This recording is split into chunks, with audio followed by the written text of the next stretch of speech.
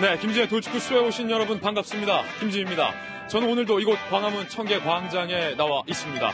오늘도 미세먼지와 초미세먼지 상태가 둘 다 최악을 기록하고 있습니다. 하루가 멀다 하고 미세먼지, 초미세먼지 문제가 계속되고 있는 겁니다. 꼭 외출 시에 마스크 쓰고 나오시길 바라겠습니다. 이진의 부모를 살해한 혐의를 받고 있는 김다운, 저희 채널A가 단독으로 취재한 결과 이 김다운이 흥신소 직원을 만나서 이진의 동생을 납치하려 했던 것으로 확인이 됐습니다. 이 김다운이 흥신소 직원과 접선하는 장면 또한 저희가 단독으로 그 CCTV를 입수했습니다. 흥신소 직원에게 이진의 동생을 묶어만 달라, 나머지는 내가 알아서 하겠다, 이렇게까지 이야기한 정황도 확인을 했습니다. 잠시 후에 상세한 이야기 다뤄보겠습니다. 전 비가 오나 눈이 오나 매일 아침 이곳에서 여러분을 기다리겠습니다. 김지의 돌직구쇼 지금 라이브로 시작합니다. 잠깐만요.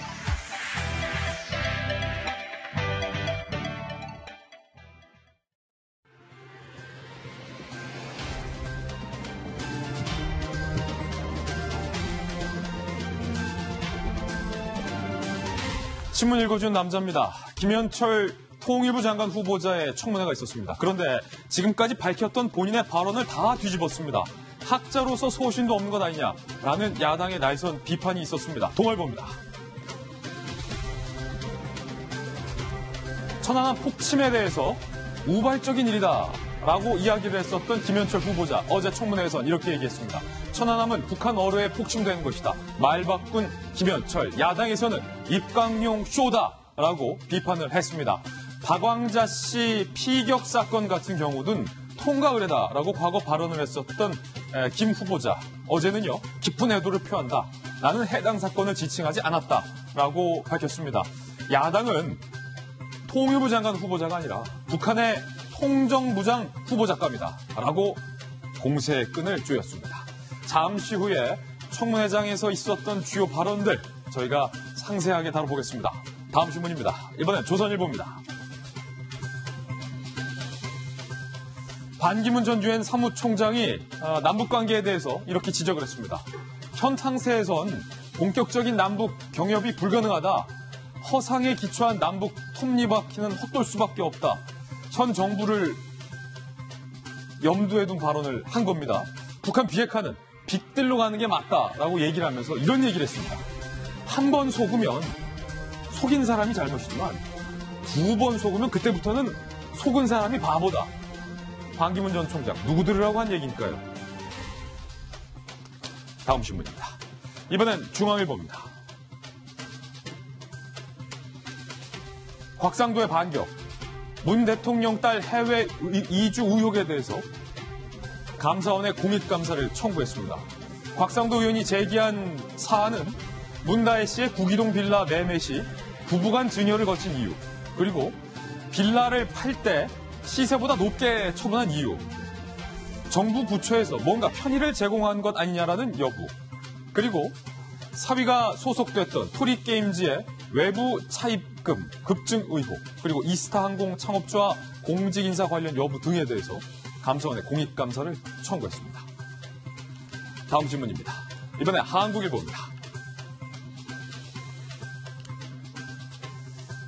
여기서 우리가 궁금한 건 정말로 그때 경찰이 김학의 동영상의 첩보를 청와대에 제대로 보고했느냐 여부입니다. 묘하게 진실게임 양상으로 흐르고 있어요. 그때 당시 박근혜 정부의 민정라인이었던 곽상도, 조응천, 이 두 사람은 모두 다 입을 모았습니다. 당시 수사한 것 없다고 경찰이 청와대에 허위보고를 했다는 거예요. 수없이 첩보를 확인 요청했지만 경찰이 불응했다라고 이야기를 합니다. 하지만 경찰의 이야기는 달라요. 청와대에 수차례 보고했지만 그들이 묵살한 것이다. 인사검증 실패한 책임을 덮어 씌웠다라고 이야기를 했습니다. 당시 박근혜 정부 민정라인과 경찰이 전혀 다른 이야기를 하고 있습니다. 이 진실게임의 승자는 과연 누가 될까요? 다음 신문입니다. 이번엔 경향신문입니다. 일본이 이제는 하다하다가요, 자국의 초등학교 교과서까지 독도 도발을 시작했습니다. 초등학교 4학년부터 들어가는 일본의 교과서에 독도는 일본의 고유 영토인데 대한민국이 불법 점유하고 있다라는 말을 선명하게 인쇄한다라는 거예요. 본인들의 간토 대학살 전쟁 책임 등은 쏙 빼놓고 대한민국이 독도를 불법 점유하고 있다라고 교과서를 뿌리고 있다는 겁니다. 우리 정부가 강력 항의를 했습니다. 일본 대사 초치도 염두에 두고 있습니다. 걱정이에요. 이번에 다음 신문입니다. 경제지도 한번 보실까요? 한국경제입니다. 줄여서 한경. 적자 재정에도 500조의 초슈퍼 예산 뒷감당 누가 하나? 2020년 예산안 편성 지침이 확정됐는데 500조 규모라는 거죠. 3년 만에 무려 100조 원이 늘었습니다. 총선용 돈풀기란 지적도 있습니다. 그래프 한번 보시면요. 점점점 재정 지출이 늘어나고 있는데 재정 수지는 갈수록 마이너스 악화되고 있다. 2020년 되면 마이너스 44.5를 기록하게 된다는 겁니다. 이 뒷감당 과연 누가 하게 될까? 한국경제는 오늘 걱정하고 있습니다. 지금까지 신문 읽어주는 남자였습니다. 네, 저와 함께 등판 선수 소개해드리겠습니다. 오늘은 저희 돌직구쇼 전담 변호사의 최진영 변호사님 모셨습니다. 그리고 서울시 정무 부시장을 역임한 민주당의 김영주 전 의원, 바르다 박 선생, 박정하 전 청와대 대변인 모셨습니다. 그리고 눈에 보이는 모든 것을 의심하고 분석하라 한국이미지전략연구소의 허은하 소장님과 돌직구쇼의 명품 시그니처 김배민 박사님 나왔습니다. 모두 어서 오세요. 반갑습니다. 네, 오늘 살펴볼 키워드도 바로 공개를 하겠습니다. 세 가지 키워드를 공개합니다. 자, 보시면 북한의 김영철 얼굴 옆에 주범. 그리고 이름이 좀 비슷한데 김현철 통일부 장관 후보자의 옆 진화. 그리고 이희진 부모 살해범. 김다운 옆에 1년 준비라는 키워드가 나와 있습니다. 주범, 진화, 1년 준비. 어떤 이야기인지 오늘 상세하게 주요 이슈에서 다뤄보겠습니다. 오늘 탑뉴스로 돌직구쇼의 문을 열겠습니다.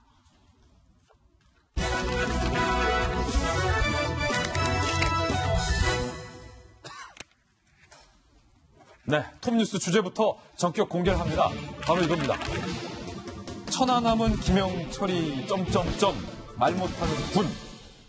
형을 형이라 부르지 못하고 아버지를 아버지라 부르지 못하는 홍길동에 비해 오늘의 주인공은 국방부입니다. 천안함 폭침의 주범이 누구냐? 이 질문에 대해서 그간 현 정부의 국방부는 주범은 특정하기 어렵다라는 말로 답변을 회피해왔습니다. 그런데 알고 보니 국방부 내부 자료에 국방부 스스로 천안함의 주범은 김영철이다라는 문건을 작성해둔 것으로 확인이 됐습니다. 결국 천안함의 주범은 김영철이라고 지목했으면서 북한 눈치 보느라 대외적으로 말을 못했다라는 얘기가 되는 셈입니다. 그 문건부터 함께 보시죠.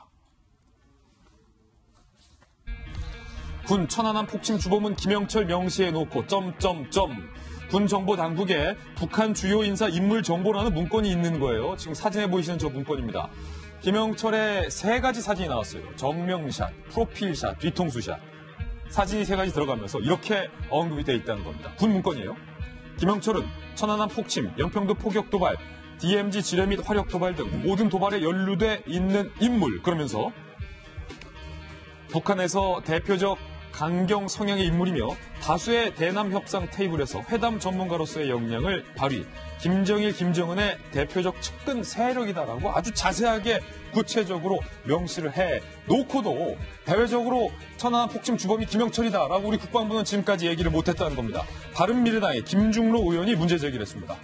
우리 군이 김영철이 천안함 폭침 주범임을 명확히 확인해 놓고도 왜 북한과 음모론자에게 당당하게 항의하지 못하느냐라고 문제 제기를 했습니다.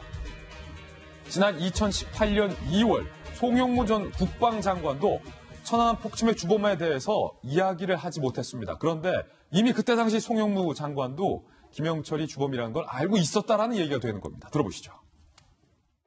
북한의 소행이라는 거 확실하게 맞습니까? 저는 그렇게 믿고 있습니다. 저는 확실하고 북한의 연어급 잠수 정은 소속이 어디 소속으로 돼 있죠? 정찰총국인가 이렇게 소식을 알고 있습니다. 주범 중에 김영철은 포함되지 않겠습니까? 그 당시에도 확인이 되지 않았다 이렇게 기록이 되어 있습니다. 자, 박정하 대변인. 결국에 우리의 국방부가 북한의 눈치 보느라 천안함 폭침의 주범이 김영철이다라고 이야기를 하지 못했다라는 우려가 아니죠. 탄식이, 안타까움. 확인이 된 거죠? 예. 그 국방부는 여전히 그 건에 대해서 얘기를 안 하고 있다가 어제 국회에서 김중로 의원 발언에 의해서 이제 확인이 된 사실인데요. 오늘 우리는 지금 어디 서 있는지 좀 답답할 수밖에 없어요. 한 가지 좀 볼까요? 지금 어제가 천안함 구죽이었습니다. 천안함 북진 구죽이었는데 저희도 방송에서 이제 배지를 달고 추모를 하고 순직한 병사들에 대해서 추모를 했습니다만 그 추모식에 여당 의원 한 명도 나타나지 않았어요. 그리고 그날 대통령께서는 어제 참전국인 벨기에 국왕과 정상회담을 하면서 만찬을 베풀고 참전했던 것에 대해서 굉장한 사의를 표명을 하고 한반도의 평화를 얘기했습니다. 또 어제 피우진 보훈처장은 국회에서 답변을 하면서 김원봉, 그다음에 손혜원 의원 부친에 대해서 보훈처에서 보훈 지원을 하고 그다음에 연금 주고 훈장을 주겠다는 의사까지도 표현했으면서도 불구하고 천안함 당시 생존했던 58명의 우리 병사들은 생존해 있는 병사들은 오늘도 그날의 트라우마에 시달리고 있으면서 국가로부터 얼마나 보호를 받고 있는지 모르는 어제였습니다. 이런 단락들을 보면서 과연 2019년 오늘 우리 대한민국은 어디에 있는지 참 개탄스럽고요.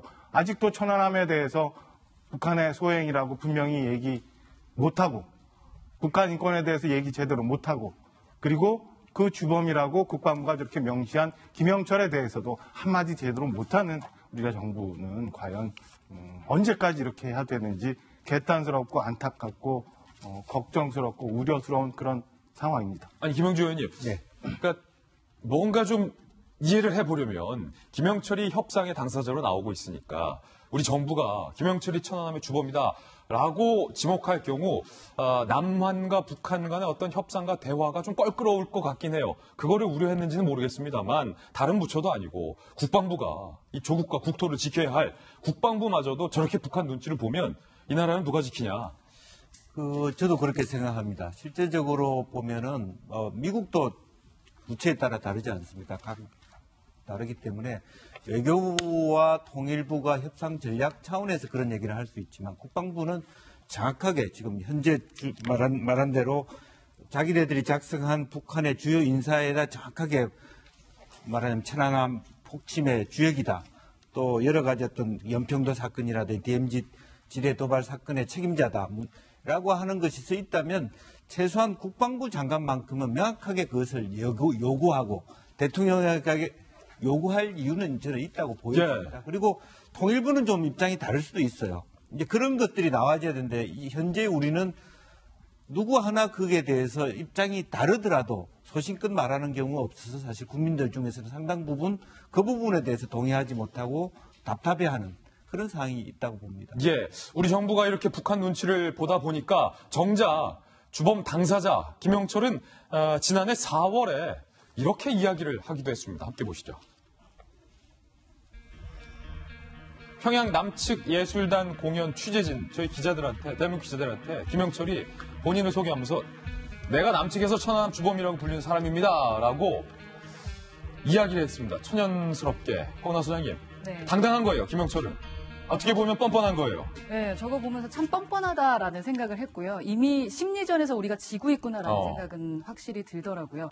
본인이 자신이 없으면 저런 말 하기 상당히 힘들고요. 사실 북미 정상회담이나 남북 정상회담 때도 김영철 이름이 헷갈려요. 정말. 예. 김영철 저 분이 사실 김정은 위원장의 의도라던가 심리적인 걸 아주 보좌하고 있다라는 것이 많이 드러났었거든요. 그 정도로 심리전에 강한 사람입니다. 예. 그럼에도 불구하고 우리나라 국민들을 대상으로 카메라를 보고 저렇게 말할 수 있었다라는 것은 네. 난 이미 이기고 있다라는 심리를 우리에게 보여주는 것 아닌가 싶어서 진짜 두렵습니다. 주범이라고 불러봐. 너네 못 부르잖아. 뭐 마치 약간 조롱하는 듯한. 네, 그런 느낌을 국민으로서는 받았습니다. 예, 네. 이 국방부뿐만이 아닙니다. 오늘 조간신문에 보도되고 있는 내용에 따르면 통일부도 북한의 눈치를 보느라 이 탈북단체들의 입막음을 했다라는 의혹이 제기됐습니다. 그 부분도 함께 보시죠. 정부 조건부 지원 제한 논란, 판문점 선언을 비판 안 해야 비행기표를 주겠다. 다음 달 28일부터 미국의 2019년 북한 자유주간이라는 행사가 열리는데 북한 인권단체 17명이 참가할 계획이라고요. 그런데 지난해 1월에 북한 인권단체가 통일부에 항공료 지원을 요청했는데 통일부는 2015년, 2017년에 항공료를 지원해 왔었다라는 거예요. 그런데 지난 2월 통일부가 참석자들을 불러서 구두로 항공권을 우리가 지원해 줄 테니 대신 외부 발설하지 않겠다는 좀 서약서를 작성해달라라고 이야기를 합니다. 그리고 나서 지난 11월 통일부가 지원 불가를 통보하고 야당 보수단체들이 반발했던 일이 있어요. 행사 때 4.27 판문점 선언 등 남북 합의에 대해서 비판하지 말고 대북전단 살포를 중지하면 그때 항공료를 지원하겠다. 이거 그리고 어디 가서 얘기하지 마. 라고 입당속을 했다는 거예요. 북한 인권단체들이 이 제안을 거절합니다. 본인들이 자체적으로 후원금을 모집하고 있다는 건데 김변 박사 이거 어떻게 봐야 돼요? 정권이 바뀌고 나서 북한 인권에 대해서 얘기하고 있는 부분들이 상당히 금기시된 것이 아니냐라는 얘기들이 나오고 있고요. 심지어 미국에서도 이 인권 보고서에서 대한민국에 대해서 대한민국이 북한 인권에 대해서 이야기하는 것들을 입막음하는 것이 아니냐라고 하는 여러 차례 우려를 전달한 바도 있는 것 같습니다. 이 4월 달이 되게 되면은 미국에서는 북한 자유주간이라고 하는 행사를 하게 되고요. 그러니까 여기에 대한 인권에 관한 문제들을 이야기하기 위해서 탈북민들이 미국을 찾아서 전 세계에 북한의 인권들을 이야기하게 되는 건 북한을 말 그대로 정상적인 국가로 올려놓기 위해서 매우 자연스러운 일이라고 볼 수가 있습니다. 이 미국 입장에서 항상 북한의 인권 문제가 나오게 될 때 얘기가 나오는 게 오토 원비어지 않습니까? 북한에서 안타까운 이 여러 가지 고문들을 당하고 나서 미국으로 돌아가자마자 죽음을 당하게 됐던 오토 원비어 사건에 대해서는 사실 모든 미국민이 공분을 취하고 있는 상황입니다. 아직까지 북한에서 억류되어 있는 대한민국 국민들이 많이 있음에도 불구하고 우리 정부는 여기에 대해서 구체적인 목소리를 내지 않고 있는 상황인 거죠. 오히려 역으로 얼마 전까지 이러한 탈북자들이 북한 인권에 대해서 거세게 목 놓아 외치는 사람들에 대해서 이 태영호 공사와 함께 탈북민 중에 한 사람을 꼭 찍어서 체포조를 결사하겠다라고까지 나오고 있는 상황이 대한민국의 현실인 겁니다. 여기에 대해서 통일부가 진짜 우리 국민들이 바라고 있는 진정 어린 통일을 원한다면 이런 탈북민들의 자연스러운 목소리에 대해서도 지원할 수 있어야 되는 건데 이런 것들을 오히려 묵살시키는 것이 아니냐는 비판이 커지고 있고요. 우리가 탈북민들을 향해서 이런 얘기를 하죠. 먼저 온 통일이라는 얘기를 하게 되기도 합니다. 이런 방식으로 먼저 온 통일이 아니라 실질적으로 북에서 억류돼 있고 정말로 이야기를 하지 못하는 탄압적인 북한의 현실에 대해서만 만약 귀를 기울이게 된다면 대한민국 국민들이 누구도 이러한 정부의 방침에 대해서 납득하기는 어렵지 않을까라는 생각이 듭니다. 통일부가 탈북자들이 북한의 인권 현실을 비판하려 하지 못하게 하는 이유는 뭘까요, 그럼? 통일부 입장에서는 지금 현재 남북 간의 관계를 조금 더 굉장히 잘 끌어가야 된다고 하는 부담감이 있을 건데요. 사실상 북한 입장에서 가장 적대시하고 꺼려하게 되는 게 바로 탈북자들 아니겠습니까?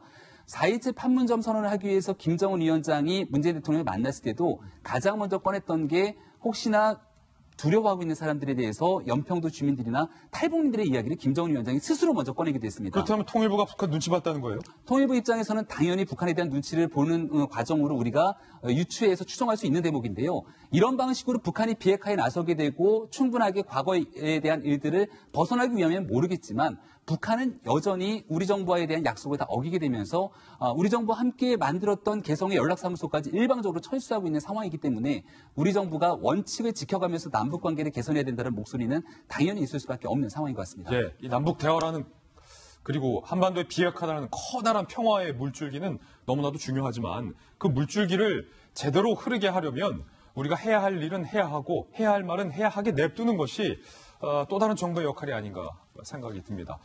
눈치로 봐도 너무 눈치 본다는 비판이 오늘 아침 밀고 있기에 두 가지 소식 전해드렸습니다. 이번엔 저희가 준비한 두 번째 뉴스를 공개하겠습니다. 앞서 김영철이었다면 이번 김연철 통일부 장관 후보자의 청문회 소식을 하나하나 살펴보겠습니다.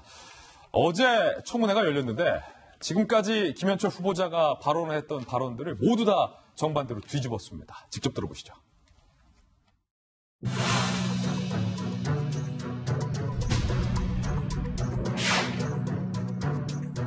정도 사건이 우발적 사건이다. 천안함은 북한의 어뢰 공격으로 침몰했다라는 정부의 입장을 그대로 따랐습니다.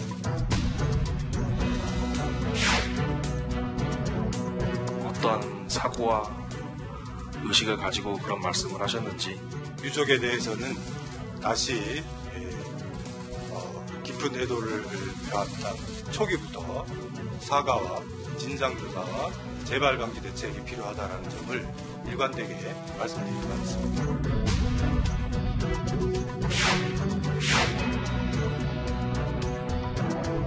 이거야말로 저는 북한의 대변인 역할이다 이렇게 생각해요.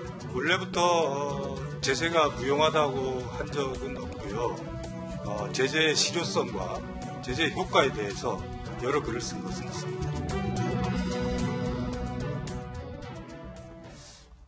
지금 재판으로 따지면 이게 진술이 바뀐 건데 최인정 변호사님께 좀 여쭤봐야 될 것 같아요. 천안함 폭침에 대해서 이건 뭐 우발적인 사고였다라고 발언을 했는데 발언을 뒤집었고 박왕자 피격에 대해서는 뭐 통과 의례다라고 표현을 했었는데 그건 또 아니다라고 말을 뒤집었고 오이사 조치에 대해서는 바보 같다라고 했는데 그것도 아니다. 그러면은 진술이 지금 앞에 진술과 뒤에 진술이 다르잖아요. 보통 재판하실 때 진술이 바뀌면은 진술의 신빙성은 어느 쪽이 더 본인의 소신에 있다고 보는 게 맞습니까? 어떨까요? 뭐 케이스 바이 케이스겠죠. 예. 야, 장관이 좋긴 좋구나. 장관이 얼마나 좋았으면 지금까지 본인이 썼던 그 신념조차도 이렇게 바꿀 수 있는가. 그 부분에 대해서 좀 썩소를 날릴 수밖에 없는 것 같은데요. 예. 지금 말씀하신 것처럼 재판, 특히 형사재판에서 가장 우리 그 의뢰인들한테 주의를 기울이는 것이 예. 진술 바꾸지 마라. 진술의 일관성이 중요하다라고 했는데 왜냐? 진술을 바꾸면은 도대체 무슨 말이 진실이냐. 예. 신빙성이 뚝 떨어지지 않습니까? 예. 그런데 결국 어떤 진술을 바꿨을 때 그 이유를 합리적으로 얘기를 해야 됩니다. 설령 진술이 바뀌었다 하더라도 그럼 바뀐 이유가 뭔지를 뒷받침할 얘기를 해야 되는데 예컨대 천안함 폭침과 관련해가지고 얘기를 물으니까 뭐라고 하냐면은 북한의 어뢰 공격으로 폭침했다는 정부의 입장을 그대로 따르고 있다. 내가 천안함 폭침으로 인해 천안함이 북한의 그 어뢰로 폭침했다라고 생각한다. 이렇게 얘기를 하는 것이 아니고 정부의 입장이니까 나는 지금 그 입장을 따른다라고 얘기를 했다는 점에서 살짝 어떻게 보면 본인이 입장을 완전히 바뀌었다라고 보긴 어렵고 더불어서 말씀드렸듯이 왜 입장을 바꿨죠? 장관이 되기 위해서인 것이죠. 장관이 되기 위해서 어떤 이해관계가 걸렸기 때문에 진술을 바꿨을 때는 그 진술의 신빙성이 얼마나 있을까? 그 법정이라고 하면은 그 진술의 신빙성을 상당 부분 따질 수밖에 없는데 학자의 입장은 진화한다? 정말 국민을 위해서 정말 제대로 좀 진행했으면 좋겠는데 어제 많은 국민들이 그와 같은 진술 번복을 보면서 도대체 저분이 진심이 뭔가 굉장히 의심했는 하루였던 것 같습니다. 예, 확실히 변호사님이라서 이거를 진술의 어떤 신빙성 부분에서 보셨는데 김영주 의원께서 보시기에는 어떻게 보셨어요? 노무현 정부 때 또 노무현 대통령 보좌하시기도 하셨잖아요. 글쎄요, 그러니까 그 두 가지인 것 같습니다. 이제 그런 어떤 북한에 대한 인식이라는 것들이 있는 것이고 또 하나는 자기가 너무 자유분방하게 학자라는 걸 뛰어넘어서 코멘트한 부분이 있었던 것이고 두 가지 다에 대한 시험대였다고 보여지고요. 또 많은 사과를 했죠. 그런데 이제 정말 진화라는 말이 적절했을까에 대한 의문점은 있어요. 진화하기에는 너무 나이가 많이 들어버린 것은 아닌가. 예. 너무 많이 뱉어버린 것은 아닌가라고 하고 정말 진실되게 청문을 한다면 내가 그동안에는 천안함 사태의 우발적인 요소와 남북 관계를 중심으로 봤다면 진짜 다시 한번 그동안에 말하자면 국방부 기록을 읽어봤더니 정확하게 그동안에 내 생각이 잘못됐더라. 이런 얘기를 할 수 있어야지 그것이 최소한의 입장이 바뀌더라도 국민들이 그동안에 몰랐던 부분 그냥 얼치기로 알았던 부분을 제대로 읽어봤더니 정말 북한이 했구나. 이제 내 생각을 고쳐먹었습니다. 이렇게 생각하는 게 있었지 맞지 않았나 그렇게 생각이 들어요. 예, 입장이 바뀌니까 왜 입장이 바뀌느냐라고 야당 의원들이 따져 묻는 장면도 있었습니다. 학자의 소신 이야기가 논점이었습니다. 직접 들어보시죠. 청문회를 통과하기 위해서 장관 소신을 위장했다가 장관 되고 난 뒤에 다시 또 마각을 드러내려고 하는 거 아닙니까? 그렇지 않습니다.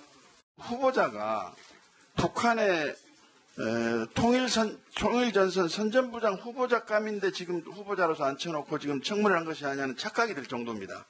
지금 너무 북한에 대한 편향이 돼가지고 도를 넘고 있다 이런 생각을 하고 있거든요. 또 그렇게 확실한 주장을 해놓고도 지금은 학자적인 양심을 저버리고 또 과연 진심성 있는 지금 해명이나 현재 입장을 지금 발표한 것인지 저는 의문을 제기하지 않을 수가 없습니다. 이에 대한 답변으로 학자의 소신은 진화한다라고 답변을 했는데 김변 박사님 학자시잖아요. 박사학위도 있으시고 박사후 과정도 하시고 경희대에서 지금 제자들 교육도 하고 계신데 저는 여기서 그냥 궁금한 게 뭐 이념을 떠나서 학자들은 원래 소신이 진화합니까? 김현철 후보자 같은 경우는 학자로서 훌륭한 연구 성과가 있기 때문에 통일연구 원장으로 발탁이 됐다는 거잖아요. 예. 통일연구 원장을 넘어서서 통일부 장관으로 가게 된 결정적인 배경도 학자로서의 충분한 연구 성과가 입증됐기 때문이라고 현 정부는 얘기하고 있습니다. 예. 근데 과거에 했던 발언들이 전부 다 바뀌어서 지금은 다른 이야기를 하고 있다라면은 정부가 이야기하고 있는 학자로서의 소신과 전문성은 전혀 결여가 돼 있는 거잖아요. 저는 이런 측면에서 학자로서 얼마든지 내가 과거에 연구했던 부분들이 또 다른 증명들이 나타나게 돼서 입장이 바뀌는 경우들이 있습니다. 하지만 김현철 후보자처럼 과거 했던 발언들을 180도 다 바꾸게 되는 경우들은 상당히 찾기 어렵고요. 과거 영화 봄날은 간다라고 하는 영화를 보면 유지태 씨가 이영애를 향해서 어떻게 사랑이 변하니? 라고 얘기하는 게 저는 굉장히 가슴을 울렸거든요. 근데 실제로 이 김현철 후보자의 북한에 대한 사랑은 타의 추종을 불허할 정도가 아니었냐라고 많은 사람들이 이야기하잖아요. 근데 이런 과정 속에서 김현철 후보자의 사랑이 과연 변했을까라고 본다면 사람은 그렇게 쉽게 변하지 않는다고 생각합니다.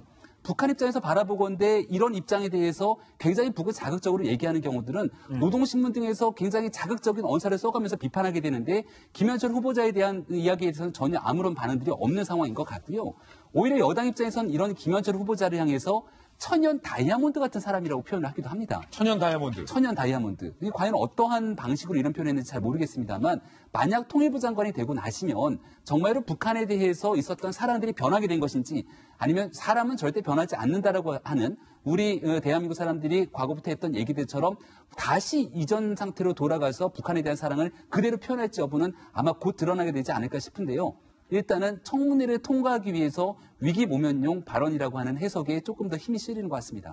어제 명언들이 좀 많이 나왔어요. 학자의 소신은 진화한다.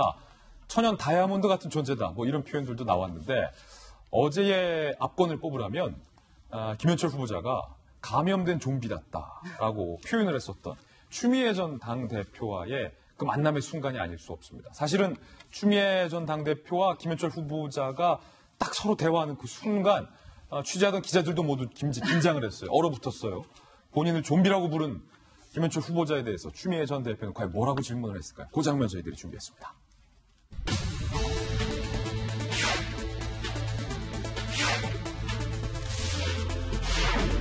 사과의 말씀을 드립니다. 전사들이 전 지식인이나 대학 교수라고는 도저히 믿기지 않는 수준입니다. 너무나도 거칠고 품위가 없고 그리고 분노에 차 있고 정신 상태를 노말하다고 보지 않습니다. 학자의 언어와 공직자의 언어가 다르다라고 아까 답변을 하시대요. 학자가 정치를 바라보는 시선 자체가 좁았다고 생각합니다. 이게 핵심을 잘못 짚으신 것 같은데 페이스북을 지웠다의 문제가 아니라 많은 자극이 있을 수 있어요. 근데 그 인내심을 발휘를 못하고 반응을 그렇게 즉각적으로 해버린다 그러면 이것은 국정 전반에 영향을 미치는 겁니다. 그래서 국민들이 보고 계시니까 후보자께서 일어서서 한번 사과의 말씀을 한번 해주시기 바랍니다. SNS상의 부적절한 표현에 대해서는 깊이 반성하고 있고요. 다시 한번 사과의 말씀을 드립니다. 허나 선생님, 네. 제가 중학교 때 뒤에서 좀 떠들고 선생님 말씀 안 들었더니 제 담임 선생님이 김진! 이제 반장이었거든요. 반장이 떠들어 나가서 뒤에 서 있어! 라고 했었거든요. 마치 그 장면이 떠올랐는데 추미애 대표가 김현철 장관을 불러 이렇게 세웠어요. 후보. 김현철 후보를 불러 이렇게 세웠어요. 저 표정이 참 묘했는데 이미의 네. 전문가시니까 어떻게 분석하십니까? 제 관점에서만 설명을 드리면은 똑같은 시선이고 응시인데 심리는 완전히 달랐어요. 그래요? 예, 같이 이제 바라보는데 김 후보 같은 경우는 공포를 느끼고 있었고 공포를 느꼈다. 네, 약간의 공포. 그래서 몸도 흔들리고 기존의 다른 의원을 대하는 태도와 좀 많이 다른 거 아마 눈도 좀 더 많이 깜빡인 것 같아요. 그리고 추 대표 같은 경우는 약간 적의를 느끼고 있는 것 같습니다. 예. 예, 응시한다라는 것의 그 심리적인 것은요, 되게 적극적인 감정을 나타냅니다. 사랑할 때도 사실은 서로 응시를 하는 거랑 같은데요. 적의를 느끼거나 공포를 느낄 때도 저렇게 시선을 함께 바라보게 됩니다. 뭔가 지금 좀 날카롭고 화가 난 듯한 그런 표정이세요? 그렇죠. 이제 추미애 대표 같은 경우는 사실은 웃을 수도 울 수도 없는 상황이기 때문에 좀비라고 했는데 거기다 대고 어떻게 해요? 지금 아주 표정 관리를 아주 잘하고 있지만 그 적의가 나타나고 있다. 김현철 후보자의 이 표정은 어떻습니까? 사실 김현철 후보 같은 경우는요, 여러분도 아시겠지만 청문회도 리허설을 하고 나옵니다. 근데 리허설을 아주 잘 하고 나오신 것 같아요. 그래요? 만약에 안 하셨다면 연습도 철저하게 하고 나오신 게 아닌가 싶은 생각이 드는데 상당히 모범생 이미지입니다.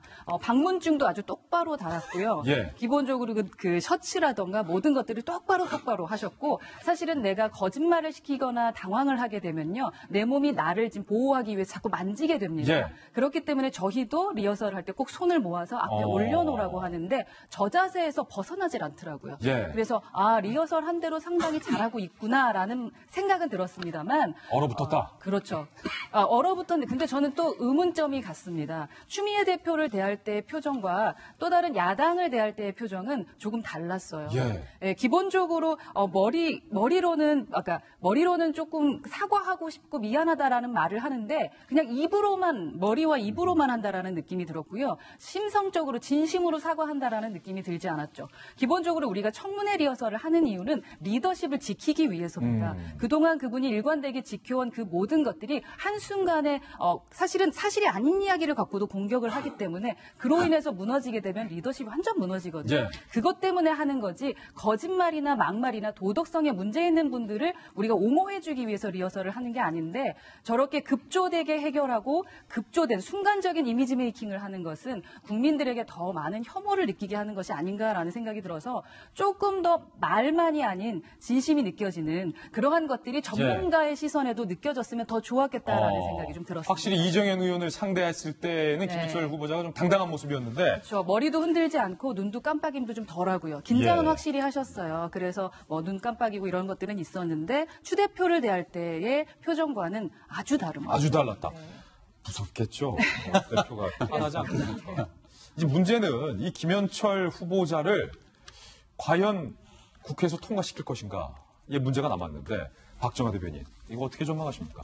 글쎄요, 김현철 후보자뿐만 아니라 여러 후보자가 지금 굉장히 잦을 문제로 논란이 되고 있는데 일단은 김현철 후보자는 국회 법상 청문회를 국회에서 하더라도 대통령이 그리고 청문 보고서 채택이 되지 않더라도 대통령이 일정 기간이 지나고 나면 임명을 강행할 수 있습니다. 예. 그리고 그런 건이 사례들이 몇 건 있었어요. 제가 볼 때는 야당에서는 극렬 반대해서 청문 보고서 채택이 안 될 것 같고요. 청문 보고서 채택은 불발될 거다. 그럼에도 불구하고 대통령은 아마 지명하고 임명을 하지 않을까, 강행하지 않을까라는 예상을 해봅니다. 그런 점에서 사실은 하나 김현철 후보자가 그동안 자기가 했던 소신 막 바꿔가면서 그리고 그 좀비라고 표현했던 추미애 대표 앞에서 굉장히 그 부끄러운 표정하고 비굴한 표정 짓는데 북한이라는 도깨비 같은 상대를 대해야 되는 통일부 장관이 저렇게 원칙도 없이 소신이 없이 이렇게 휘청휘청 대하는 게 과연 맞나라는 생각이 들고요. 이런 점에서 대통령도 사실은 5대 원칙이니 7대 원칙이 이런 거 얘기해서 하나 지켜지지도 않고 결국에는 임명 강행할 거 차라리 국민한테 솔직히 5대 원칙 채택 나 못하겠다라고 얘기하고 당신 뜻에 맞는 후보자도 그냥 지명해서 일을 하시면 이런 솔직한 모습 보이는 게 차라리 낫지 않을까 이런 생각을 좀 해봅니다. 예, 어제 김현철 장관 후보자의 청문회 저희가 여러 가지 이슈로 전해드렸습니다. 이번엔 저희가 준비한 세 번째 뉴스를 공개하겠습니다. 저희 채널A가 단독으로 취재한 부분인데 청담동 주식부자 이희진의 부모를 살해한 혐의를 받고 있는 김다운의 얼굴이 어제 공개가 됐습니다. 그런데 저희 채널A가 김다운의 또 다른 CCTV 영상을 단독으로 입수했습니다. 이 김다운이 흥신소 직원을 접선해서 이희진의 동생까지 납치하려 했다라는 사실을 저희들이 확인을 했는데요. 먼저 김다운의 어제 얼굴 공개된 장면과 그의 발언부터 직접 들어보겠습니다. 여전히 살해 혐의 부인하는 건가요? 예. 추가 범행 계획이 계획하시고 맞는 건가요? 아닙니다. 경찰은 당초에 계획 범죄로 의심하고 있는데 여기에 대해서 어떻게 생각하시나요? 일정 부분 계획이 있었는데 제가 죽이진 않았습니다. 피해자들한테 한 말씀 해주시죠. 너무 죄송하고 제가 죽인 대로 답변하겠습니다. 제가 안 죽였습니다. 자, 죄송하다고 말을 했지만 제가 죽이지 않았다라고 어떻게 보면 당당하게 얘기하는 김다운의 얼굴을 경찰이 공개했기 때문에 저희들도 상세하게 공개를 하겠습니다. 바로 이 모습인데요. 자, 카메라 기자를 뭔가 당당하게 노려보는 듯한 그런 표정의 김다운의 표정에서 여러분은 무엇을 느끼십니까? 죄송함, 후회? 저는 개인적으로 죄송함과 후회 같은 감정은 이 표정에서 찾아볼 수 없었는데 이미 전문가께 먼저 여쭤봐야 될 것 같아요. 방금 이야기 들으셨고 표정도 보셨습니다. 어떻게 분석하십니까? 그러니까 앞서 봤던 그 저기의 표정이 약간 보이는 것 같습니다. 시선에서. 그리고 사실은 그 고개를 숙이고 시선을 회피한다라는 것은 부끄러움이고 다소곳함을 보여주기 위해서인데 근데 김다운 씨 같은 경우는 기본적으로 카메라에 앞서기 전에는 고개를 들었어요. 예, 이렇게. 예, 근데 카메라에 앞서서 고개를 숙이고 말할 걸 다 해요. 사실은 그러기가 어렵습니다. 그러기가 어렵다고요? 예. 그래서 그 비언어는 거짓말을 못 한다라는 건데 진짜 미안하고 정말로 죄를 졌고 부끄러움이 느껴지면 저렇게 큰 소리로 얘기하기가 어려워요. 예. 목소리가 이렇게 너 뭐 죄졌니? 왜 이렇게 말을 못해? 이런 얘기를 하잖아요. 예. 우리가 그런 것처럼 목소리를 크게 내기가 어려운데 혹시라도 마이크에서 내 목소리를 담지 못할까봐 아주 정확하게 말하는 자체는 지금 현재 자신이 범인이 아니다라는 것을 지금 말하고 싶은 그런 비언어였다라고 분석할 수 있겠습니다. 김다운은 끝까지 내가 이희진의 부모를 죽이지 않았다라고 진술했는데 경찰은 그게 거짓말이다라고 보고 있습니다. 결정적인 증거를 제시했습니다. 함께 보시죠. 김다운이 1년간의 준비, 돈놀이는 철저한 계획범죄였다는 건데 일단 범행 동기부터 좀 한번 살펴볼게요. 지난해 3월에 이희진이 구속됐다라는 소식을 접해드는 김다운이 범행 동기, 범행을 결심했다는 거예요, 그때 당시. 아, 이진이 구속됐으니까 부모가 돈을 챙겼을 것이다. 라고 부모를 상대로 범행을 결심했다라는 게 경찰의 발표입니다. 그리고 5억이 든 가방도 범행 당일 우연히 빼앗은 것이다. 라고 경찰은 이야기합니다. 김다운은 조금 전에 들으셨던 것처럼 내가 죽이지 않았다라고 끝까지 부인을 하고 있습니다. 하지만 경찰은 그 발언 거짓말이다라고 확신을 하고 있는데 여러 가지 지금 범행 도구들이 발견됐어요. 포백제, 청테이프, 장갑, 손도끼. 근데 이 중에서 경찰은 김다운의 발언이 거짓말이라는 증거로 표백제를 꼽고 있습니다. 범행 당일 범행의 흔적을 지우기 위한 표백제 등 범행 도구를 구입했다. 살인을 계획한 것으로 보인다라는 건데 최준용 변호사님 여러 가지 강력 사건 해보셨잖아요. 저 표백제가 왜 결정적인 증거라는 거죠? 표백제가 뭡니까? 깨끗하게 씻어내는 것이죠. 아시다시피 살인 현장에서 사실 선혈이 낭자하죠. 저기에 보면은 준비했는 내용 중에 정말 차마 입에 담기 어려운 그런 그 흉기도 있습니다. 결국 그런 일로 해서 한 명이 또 아니고 두 명이 살해한 이후에 남는 혈흔을 치우기 위해서 준비한 것이 저 표백제다라고 볼 수 있는 것 같은데요. 살인을 계획하지 않았다면 표백제를 미리 준비했겠느냐 이거죠. 그렇습니다. 그렇기 때문에 직접적인 본인의 어떤 살인 행위를 하지 않았다라고 하지만 실제로 계획을 했고 또 나머지 그 중국 교포 3명과 기능적인 행위 분담을 했다라고 한다고 하면은 그 자체로서 이른바 공동정범으로서 4명이 전부 다 강도 살인죄의 죄책을 물을 수밖에 없습니다.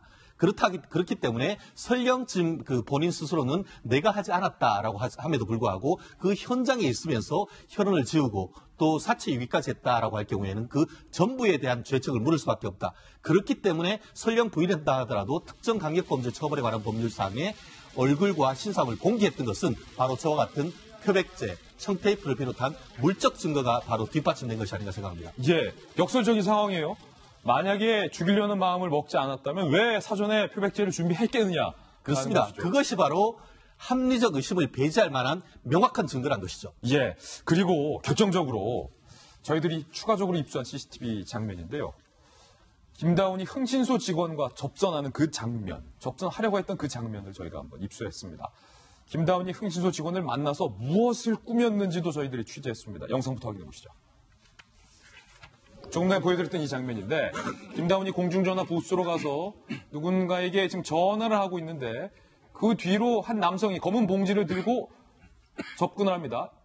김다운이 경찰에 체포되자 기다리고 있었던 이 남성이 서둘러서 자리를 뜹니다. 저 남성 바로 김다운이 만나기로 했던 흥신소 직원이었습니다. 김다운은 흥신소 직원을 만나서 추가 범행을 노렸다는 겁니다. 지난달 25일 이희진 부모 살해 후 5억이 든 가방을 강탈한 김다운. 부가티 매매 증서를 저기서 확인한 거예요. 아, 이거 10억이 더 있구나. 누구한테 있냐면 이희진의 동생에게 있구나. 이 사실을 이 김다운이 인지한 거죠. 동생을 상대로 추가 범행을 계획합니다. 지금까지 나왔던 내용은 이거예요. 김다운이 이 씨 동생에게 엄마인 척 카카오톡 메시지를 보냈다는 거죠. 그리고 나서 김다운이 흥신소 6, 7곳을 수소문했는데 어떤 목적으로 알아봤냐면 납치와 살인이 가능한 흥신소 6, 7곳을 수소문했다는 겁니다. 그리고 이 씨 동생과 만나죠. 김다운이 흥신소 직원에게 이런 문자 메시지를 보냈던 것으로 확인됐습니다. 2천만 원 줄 테니 오늘 작업합시다. 그리고 흥신소 직원은 경찰에서 이렇게 진술했다는 거예요. 동생을 납치한 후에 밧줄로 묶어달라고 요구를 했다. 착수금 명목으로 5천만 원을 받았다라는 건데 김용주 의원님, 밧줄로 묶어달라고 요구를 하고 오늘 작업하자라고 문자 메시지를 보낸 게 나왔는데 그게 무엇을 의미하는 거예요?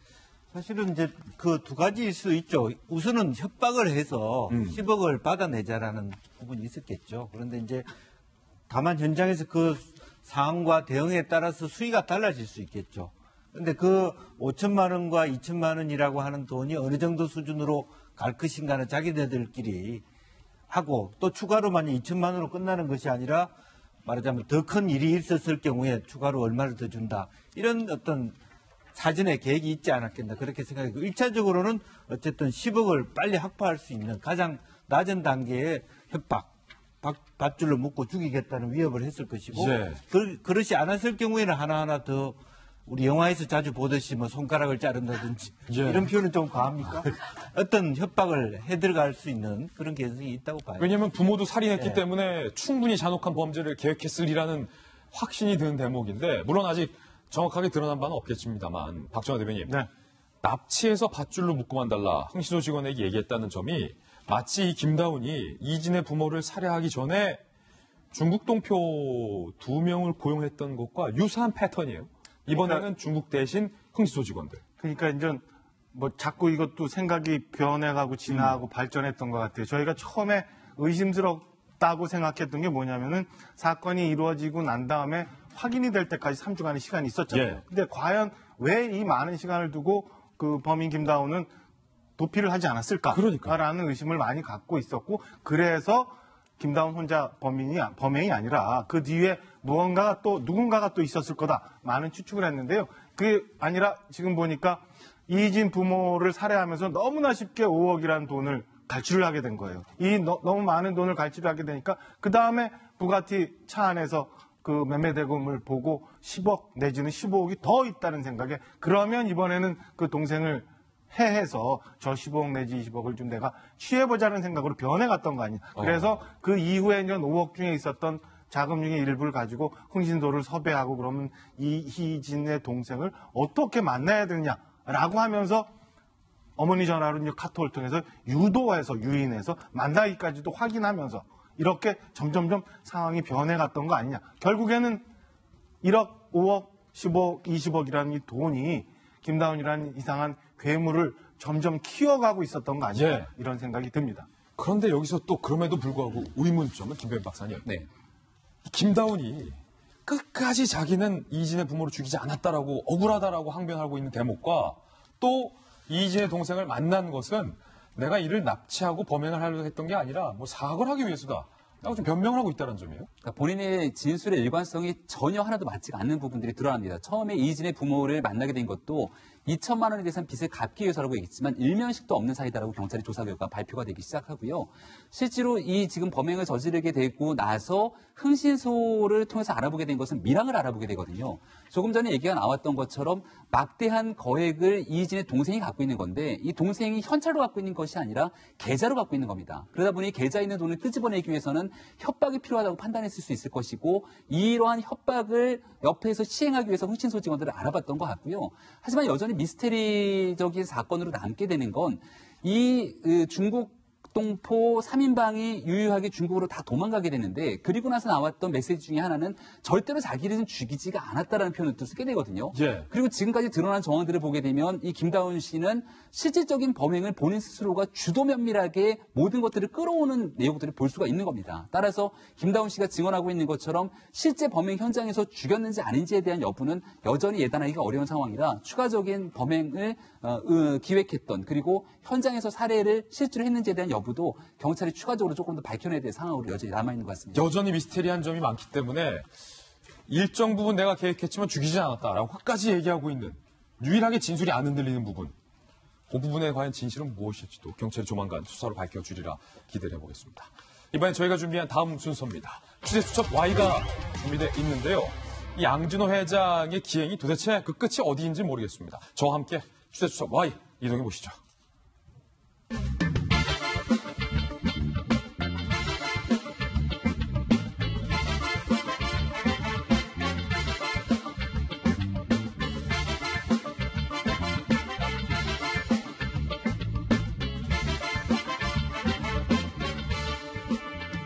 네, 취재수첩 Y입니다. 도시구조 수사반장 백규정 팀장님 모셨습니다. 어서 오세요. 안녕하십니까. 최 변호사님도 함께하겠습니다.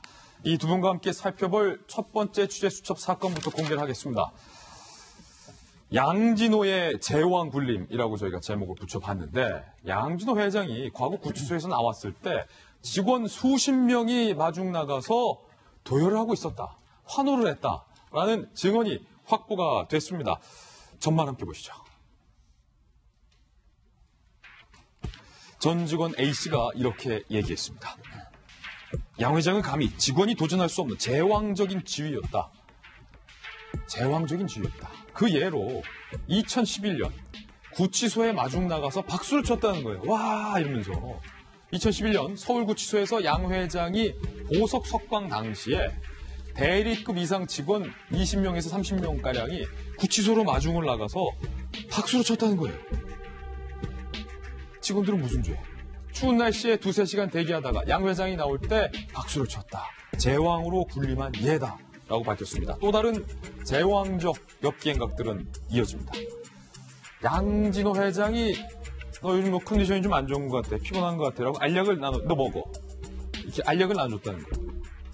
그런데 2014년 양 회장이 준 출처를 알 수 없는 알약을 2개 먹고 7번 설사를 했다. 야, 7번 설사면 되게 괴롭거든요. 저 예전에 장염 걸렸었을 때, 정말 힘들었는데 그 약을 먹고 저랬다는 거예요. 그 약은 설사약으로 소문이 났고 무슨 약이라고 감히 누구 하나 물을 수 있는 분위기가 아니었다. 아직까지 그 약은 연구미지예요. 또 다른 역기행각, 화장실은 돈을 내야. 회식 자리에서 화장실을 가려면 5만 원에서 10만 원의 벌금을 내게 하고 카드 게임에서 돈 잃은 직원에게 판돈을 꿔준 뒤에 월급에서 공제. 치사하네요. 그걸 공제할 게 따로 있지. 월급에서 그걸 공제합니까? 화장실을 10만 원이나 내게 했다라는. 참, 백규정 팀장. 뭐부터 좀 얘기를 해야 될지 모르겠는데, 일단 구치소 얘기부터 한번 짚어보죠. 네. 구치소에서 보석 석방이 되던 순간에 구치소 소장도 좀 황당했을 것 같아요. 직원 30명이, 와! 박수 쳤다는 거 아니에요? 보통 보면 저런 그 소식을 접하면 조직폭력 세계가 떠올리거든요. 그래요? 조폭들 그래요? 조폭들이 이제 구치소에 석방되거나 나올 때, 교도소에서 나올 때 정말 이렇게 도열을 해가지고 그다음에 이제 출소, 환영 박수를 치고 90도 폴더 인사를 하고 이제 이러거든요. 그런데 지금 이 양진호 회장 같은 경우에도 제가 볼 때는 상당히 가시하고 의시되고 그리고 뭔가 이 남을 억누르는 이런 형태를 좀 즐기는 그런 어떤 우월적 그런 심리를 가지고 있는 게 아닌가. 근데 보통 이런 분들이 이제 이런 게 있어요. 예. 남들이 힘들고 고통스럽고 이런 어떤 슬퍼하는 것을 즐기는. 그러니까 소위 우리가 흔히 말하는 사이코패스나 소시오패스 기질이 좀 그런 성향이 있다라고 보는 건데 이런 측면은 사실 자격지심도 있습니다. 어떤 거냐면 자기 자신도 자기 스스로 자기 자신을 믿지를 못하고 자기 자신을 학대하는 행위가 보통 있거든요. 이런 측면이기 때문에 뭐 삐뚤어진 우울감이라든가 열등의식 이게 분명히 전 존재한다고 보거든요. 약간 이 장면 지금 보는 이 장면이요.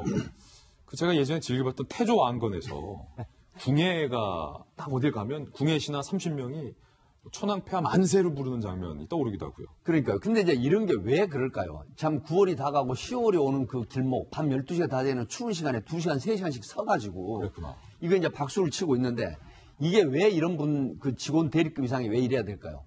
먹고 사는 문제가 직결이 돼 있잖아요. 예. 그런 측면을 생각하면 정말로 그 재앙적 지위로 군림하는 형태가 먹고 사는 문제로서 정말 치사하다 하는 생각도 드는데 이런 행태가 끝이 없이 까도 끝이 없는 행태가 정말로 밉살스럽습니다. 예. 자, 최준영 변호사님. 이 알약 부분은 정말로 위험천만하고 이거 현행법 위반이 아닌가라는 생각이 드는데 양 회장이 준 묻지마 알약을 먹은 사람은 그렇게 또 설사를 했다라는 건데 이거 뭐 아무 약이나 막 이렇게 나눠도 되는 겁니까? 안 되죠. 안 되죠. 물론 그 아시다시피 기본적인 그 전문의약품 같은 경우에는 처방을 받아서 해야 되는 것이고 실질적으로 그 내용 자체가 뭐 아까 얘기했듯이 장염약이라든가 아니면은 그것을 뭐 그 설사를 어떤 유도하는 약이라고 한다고 하면은 그냥 일반적인 의약품이 아니고 전문가의 어떤 그 처방을 받아서 해야 될 가능성이 크죠. 근데 그것을 가지고 있다가 임의로 나눠줬다고 한다고 하면은 그것이 바로 이제 그 약품 관리 등 약사법이나 이런 부분이 위반될 예제가 있는데요. 다만 오늘 같은 경우에는 일단 증언으로 해서 나오는 것이지 구체적으로 어떤 약인지 이런 부분이 밝혀지지 않았고 또 이 부분에 대해서는 그것을 뭐 먹고 어떻게 보면 탈이 안 낫는 사람도 있을 수 있기 때문에 그 사안을 특정할 수는 없습니다만 그것이 어떤 어떻게 보면 약을 먹여서 사람이 이와 같은 설사를 일으키게 한다는 것은 결국 신체 기능을 약이 안 좋게 하는 것이기 때문에 상해죄가 될 수가 있습니다. 실질적으로 그와 같이 어떤 골탕을 먹이기 위해서 했다라고 그런 약을 정말 먹였다고 한다고 하면은 형법상 상해죄가 될 수도 있는 부분이 있을 수 있기 때문에 뭐 이 부분이 공소시효 범위 내에 있는지는 확인할 수는 없습니다만 경찰에서 이 부분도 한번 조사해볼 필요는 좀 있을 것 같습니다. 상해를 목적으로 약을 줬다면 이건 처벌할 수 있다라는 말씀이신데 백기용 팀장님 현역 계실 때 이제 또 강력반 팀원들 또 조폭 반장님 강력 팀장님 회식들 많이 하잖아요. 그럼 또 오랜만에 모처럼 팀장님이 회식 주재하면 꼭 뭐 팀장이 얘기하려고 하면 화장실 가는 또 우리 또 후배들 있잖아요. 그러면 좀 얄밉긴 해요. 근데 지금 양 회장 보면은 한 번 화장실 갈 거면 너 10만 원 벌금 내게. 이건 좀 아니잖아요. 사실 본인이 앉아 있는데 감히 내가 앉아 있는 장소에서 자리를 이탈하고 화장실이나 용변을 보러 간단 말이야 하는 부분 생리적 현상까지도 가로막는 감히 내 앞에서 그 이탈하지 마 이런 형태를 한단 말이에요. 한번 또 보세요. 그러면 만약에 자리를 이탈하면 그 몇 푼 받는다고. 그럼 5만 원, 10만 원씩 또 그걸 뺏고 말이지. 또 문제가 뭡니까? 회식을 하는 자리에서 아니 술을 주고서 그다음에 마늘을 한 주먹 쥐어가지고 된장 조금 발라가지고 그걸 입에다가 강제로 먹여가지고 그 괴로워하고 힘들어하고 고통스러운 모습을 즐기는 이런 형태가 보면 아까 제가 말씀드린 사실은 이게 보면 본인도 굉장히 자격지심이나 열등의식 이런 게 분명히 있고요. 제가 이분을 뭐 진단을 안 해봐서 모르지만 적어도 소시오패스나 사이코패스 기질이 조금은 있다. 왜? 상대방에 대한 아픔, 고통, 슬픔을 즐기는 그러면서 나의 고통은 전혀 그 안중에도 없이 상대방 고통을 즐기는 이런 형태가 이런 심리가 분명히 존재한다라고 저는 봅니다. 이 같은 행태에 대해서 양준호 회장 측의 변호인은 과연 뭐라고 변호를 했을까요? 변호 내용도 좀 궁금합니다. 그 설사약 부분에 대해서 변호가 나왔는데 생마늘 부분도 지금 변호 같이 나왔어요. 같이 묶어서 변호했군요. A씨가 알약과 생마늘 먹을 때 양 회장이 협박이 없었다는 거예요.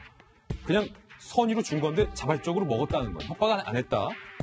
그리고 직원들에게 피로해소제로 알약을 나눠준 것이다 라고 주장을 하고 있습니다. 그리고 앞서 우리가 머리 염색한 부분도 양 회장이 미장원에 100만 원에서 200만 원을 이건 예치해 준 거다. 직원 복지 차원에서.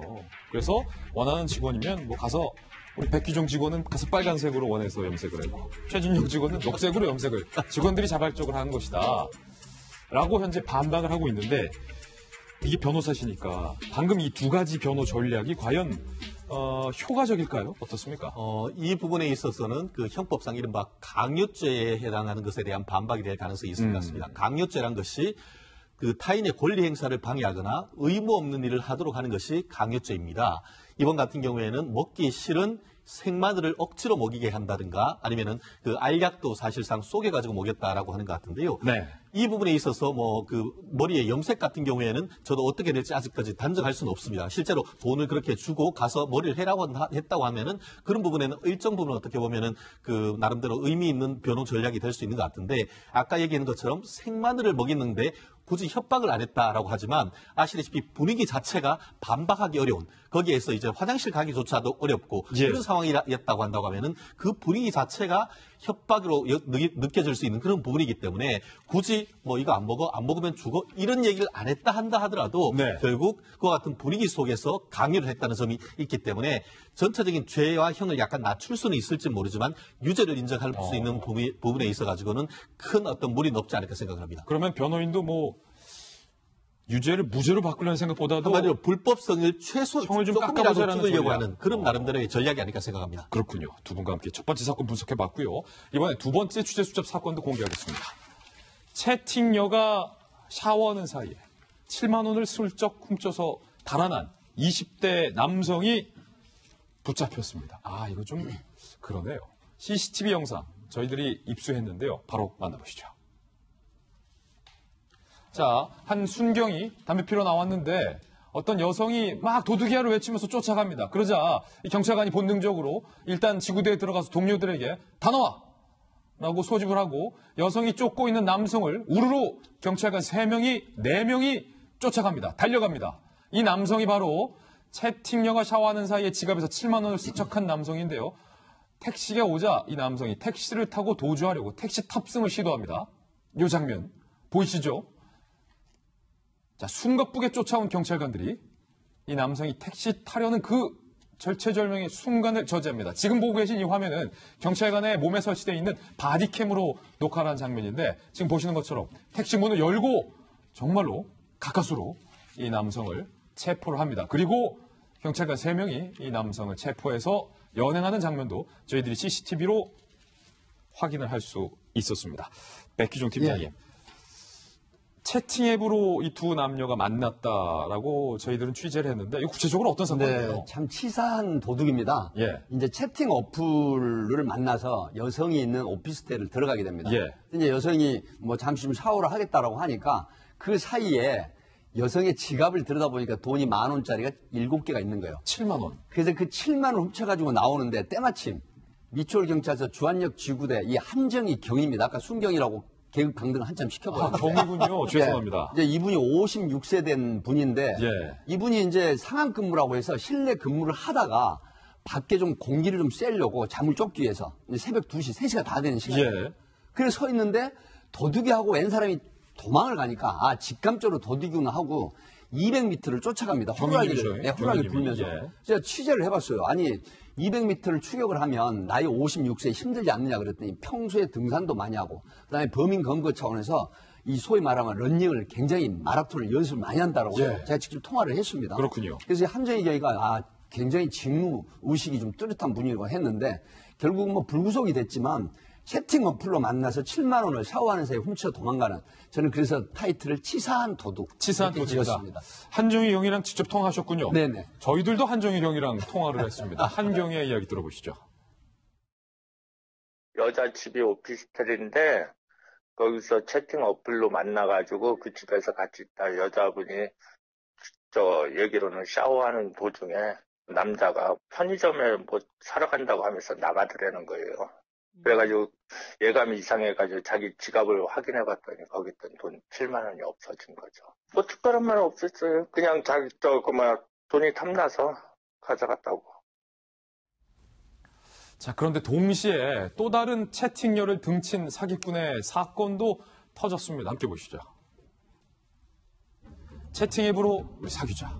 무려 137명을 유혹해서 9천만 원을 갈취한 남성이 검거됐습니다. 지난해 4월쯤 이 A씨 22살이에요. 채팅 앱으로 만난 20대 여성 B씨에게 돈을 주지 않으면 성관계 동영상을 유포하겠다고 협박을 합니다. 알고 봤더니 이 여성 B씨를 포함해서 채팅 앱으로 만난 20대 여성 137명에게 사기자라고 접근을 해서 돈을 빌린 뒤 잠적하는 수법으로 총 9천만 원을 뜯어낸 사실이 있었다는 거예요. 2017년 경찰 조사를 받은 A씨가 2년 가까이 도피 생활을 했습니다. 여성들을 만나서 도피하는 도중에서도 사기를 친 거예요.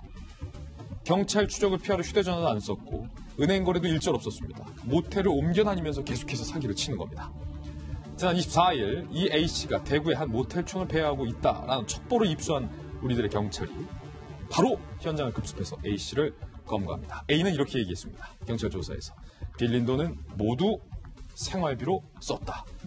참 이거를 어떻게 봐야 됩니까? 무려 채팅 앱으로 137명에게 사귀자. 네, 똑같은 사랑합니다. 그 채팅 어플 예. 사기 사건이죠. 이거는 지금 청주 상당경찰서 지능범죄수사팀에서 했는데요. 2017년도에도요. 이 동일한 수법, 그러니까 여성에게 접근해서 나 대학생이다. 아니면 또 자기 신분을 세탁을 합니다. 예. 전문인이다. 이런 식으로 또 유학을 갔다 온 뭐 박사 과정에 있는 사람이다라고 하니까 20대 여성들이 용모도 준수하고 말도 잘하고 그렇기 때문에 속아 넘어 들어갑니다. 예. 그리고 보통 이제 이용하는 게 있죠. 뭐 카사노바는 아니지만 예를 들어서 뭐 의사 가운이라든가 아니면은 의학 서적이라든가 그래요.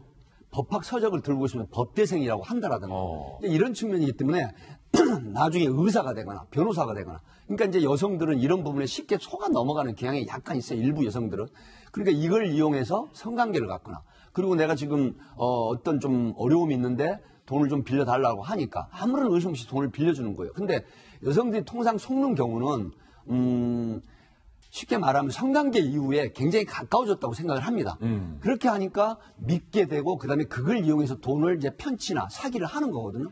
이런 측면인데 2017년도에도 이걸로 구속영장이 청구됐는데 이게 실질심사에 응하지 않고 도주를 해버렸어요. 그래서 현재 지금 수배 중인 사람입니다. 그런데 이제 그 뒤로도 137명의 여성의 엄청난 피해죠. 이게 사실은 우리나라에 크게 보도될 사건입니다.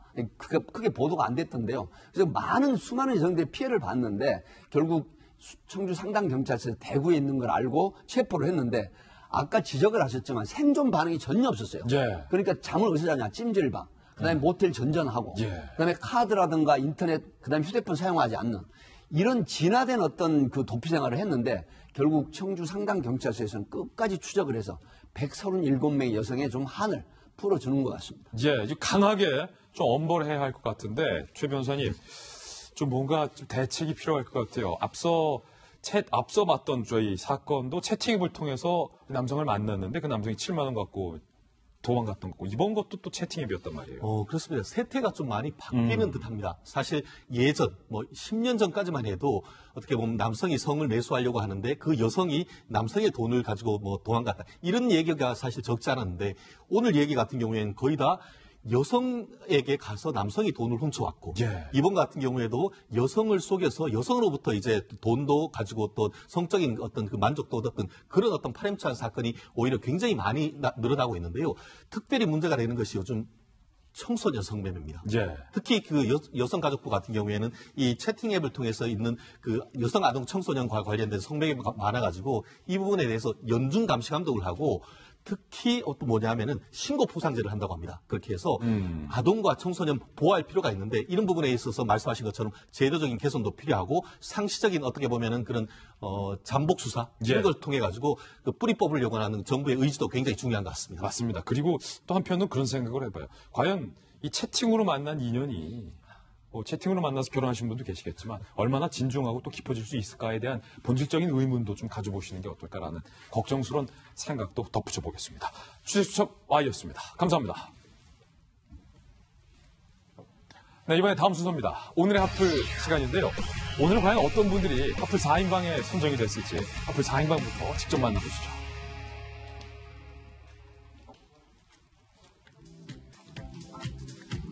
오랜만에 나왔네요. 손담비 씨. 반갑습니다. 오늘의 앞을 출연을 했고.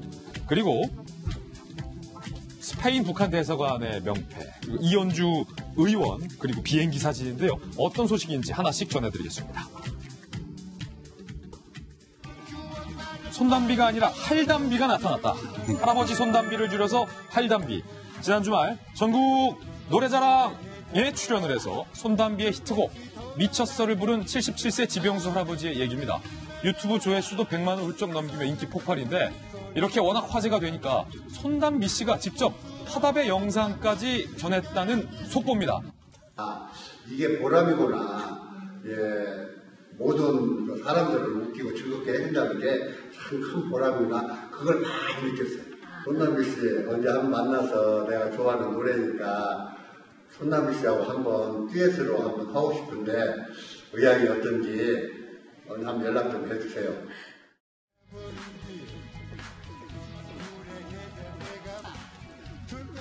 어떻게 저런 리듬과 어떤 그루브가 나오는지 잘 들어보면 지금 기존의 미쳤어와 좀 묘하게 좀 다른 매력을 풍기고 있어요.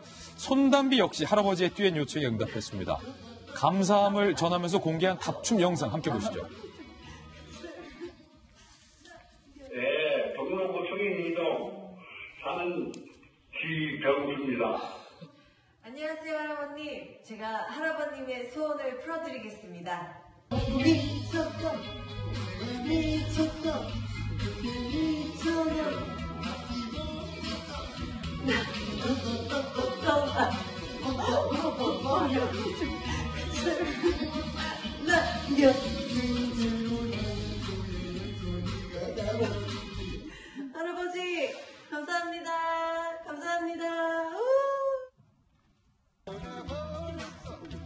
자, 손담비 씨 오랜만인데 이 지병수 할아버지 같은 경우는 기초생활수급자의 힘든 현실 속에서도 유쾌함을 잃지 않는 모습이 차라리 사실 많은 사람들에게 좀 더 감동을 주는 것 같아요.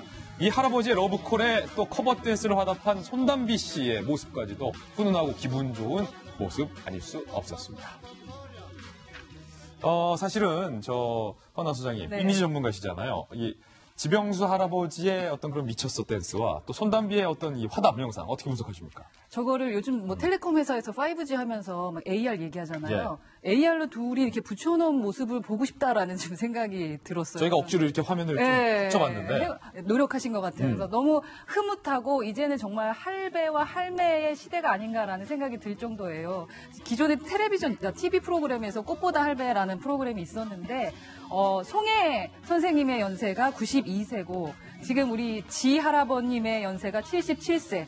그리고 아시겠지만 유명한 그 박막래 할머니 연세가 72세예요. 예. 근데 지금 인스타 스타고요. 또 70대 크리에이터로 알려졌는데 사흘 만에 우리 할아버님께서 스타가 되셨고요. 예. 그러니까 인땡을 찾아보니까 벌써 한 200여 건 이상의 이런 태그들을 달리면서 인기 몰이를 하고 계시더라고요. 예. 사실은 우리가 어르신들 보면은 잘 추세요. 예, 너무 잘 추시고 나이 드는 게 사실 싫을 때가 있었는데 예. 우리 할아버님, 할머님 보면서 나이 드는 게 그렇게 나쁜 것만은 아니구나라는 생각을 해주셔서 너무 감사한 분들이 아닌가라는 생각까지 들었습니다. 아니 그리고 김현 박사님 이게 좀 뒤늦게 이 할아버지가 그냥 좀 유쾌하게 말씀하신 건데 기초생활수급자 굉장히 어려운 환경을 가지고 있으면서도 굉장히 즐겁게 살기 위한 노력들을 많이 했던 것 같은데요. 사회봉사활동도 열심히 하시고 국악을 한 18년 동안 하셨다 그래요. 근데 국악을 했기 때문에 저런 그루브가 나오는 건 아니고 젊은 시절부터 흑인 음악을 들으면서 이렇게 몸을 흔드는 걸 좋아하셨다고 합니다. 그렇군요. 이게 어느 날 갑자기 나오는 게 아니거든요. 사실 전국 노래자랑에서 지병수 할아버님 같은 분이 나오면 내 나이가 어때서 정도를 부르는 게 사실은 예. 기본적인 FM 정석인데 전혀 다르게 이 젊은 사람들의 노래를 부르면서 흥을 돋구는 게 굉장히 보기 좋았고요. 예. 지병수 할아버지가 칠순잔치 때도 손담비의 미쳤어를 불렀다고 얘기를 하고 있습니다. 그러니까 굉장히 오래전부터 팬이었는데 사실 손담비 씨가 훨씬 더 기쁘고 즐거워야 되는 게 요즘 또 유튜브 시대인데 손담비 씨의 노래가 이거 굉장히 우리 어렸을 때 듣던 노래가 지금 다시 역주행하게 되는 거거든요. 지병수 할아버님께 고개 숙여서 감사해야 될 것 같습니다. 예. 저 할아버님 참 대단하신 게, 제 오른쪽에 앉으 계신 이 세 분들은, 이제 미쳐서 저에서 절대로 나올 수가 없습니다. 한번 해보세요. 흑인 음악의 영감을 받고 평소에 좀 이렇게. 다리도 좀 오며지지가 않아요. 지병수 할아버님의 댄스. 너무하십니다. 자, 이번에 두 번째 하풀 주인공을 만나보겠습니다. 지난달 발생한 북한 대사관 괴한 침입 사건의 범인 중 한국인이 포함되어 있고 이들이 FBI에 자료를 넘긴 사실도 밝혀졌습니다. 스페인 당국의 발표가 나온 겁니다. 스페인 고등법원이 확인한 북한 대사관 침입 괴한 10명 중 한국과 미국, 멕시코 국적자가 포함되어 있고 이들 중 멕시코 국적 미국 거주자가 관련 정보를 넘기기 위해 미국의 FBI와 접촉을 했다는 겁니다. 다만 괴한이 왜 FBI에 접촉했는지, 어떤 정보를 넘기려 했는지, 실제로 FBI가 괴한이 넘긴 정보를 받았는지 여부는 확인하지 못한 상황. 미 국무부는 미국은 스페인 북한 대사관 침입 사건과 무관하다며 연관성을 공식 부인했고 워싱턴 포스트는 이번 사건이 천리마 민방위의 소행이라고 보도를 한 바 있습니다. 이게 박정화 대변인이 사건이 묘하게 흐르고 있는데 지금 스페인 법원에서 발표를 한 거예요, 공식적으로.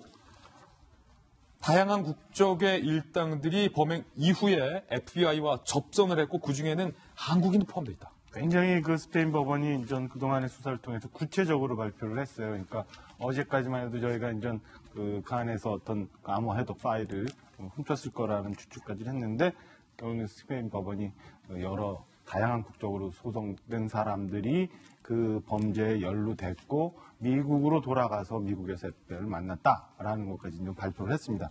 그 북한 상황이 지금 어디까지 가고 있는지 모르겠고 그다음에 이 사건을 통해서 어떤 파일들이 어떤 컴퓨터들이 넘어갔는지 잘 모르겠습니다만 아무튼 그 북한 내부의 변화 상황과 그다음에 지금 국제적인 제재 국면에서의 그 북한이 언제까지 김정은 체제가 유지될지 좀 봐야 되고 자유조선이라는 그냥 천리마 민방위에서 자유조선이라고 이름을 바꾼 자유조선이라는 실체를 여하이 우리 서방국에서 좀 보호하면서 북한을 잘 리드해 나가야 되는지를 면밀히 주목해 봐야 될 시점 아닌가 이렇게 보여집니다. 김영주 의원님, 전 궁금한 게 이 천리마 민방위 자유조선이 정말로 이 정도의 스케일의 어떤 일들을 계속해서 벌이고 있는데 과연 자금줄, 어디서 조달하고 있을까? 이게 궁금합니다. 네.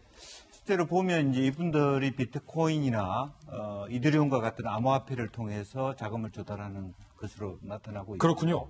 그래서 실제적으로 이제 블록체인 기반으로 한다는 것은 소위 말하는 탈중앙화, 소위 은행을 통해서 스위프트라고 하는 국가가 들여다보는 기간 없이 피어투피, 개인과 개인 간에 자금을 낼 수 있는 가장 최적의 어떤 조건이 바로 블록체인 기반 암호화폐이기 때문에 지금 현재 이분들이 모델로 하는 게 에스토니아 모델인 것 같습니다. 예. 에스토니아에 전자주민증이 있거든요. 그래서 그것처럼 바로 해방된 북한이 말하자면 이게 김정은 체제가 몰락 이후에 새로운 조선이 됐을 때 입국할 수 있는 비자, 허가증을 1 이더리움, 즉 15만 원 정도 되는데 가상 비자, 전자 비자를 판다는 거예요? 네, 그래서 그 말하자면 한 계좌에 15만 원짜리 계좌를 판다는 건데 벌써 한 이틀 만에 그것이 한 얼마입니까? 한 3천만 원? 1,300만 원?